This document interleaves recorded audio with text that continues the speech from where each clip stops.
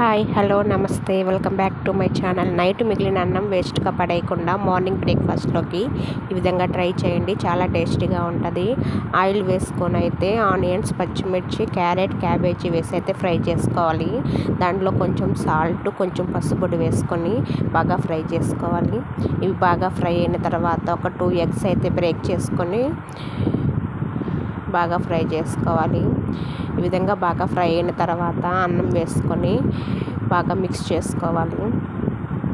ఇందులోనే రుచికి సరిపడినంత సాల్ట్ వేసుకోవాలండి. దానిలో కొంచెం మిరియాల పొడి, కొంచెం చికెన్ మసాలా పొడి, కొంచెం మిరప్పొడి వేసుకొని అయితే బాగా ఫ్రై చేసుకోవాలి. ఈ విధంగా బాగా ఫ్రై అయిన తర్వాత లాస్ట్లో నిమ్మరసం పిండుకోవాలండి. అంతేనండి, మార్నింగ్ బ్రేక్ఫాస్ట్ రెడీ అయిపోయినట్టే. ఈ వీడియో కనుక మీకు నచ్చితే ప్లీజ్ లైక్, షేర్, సబ్స్క్రైబ్ చేసుకోండి.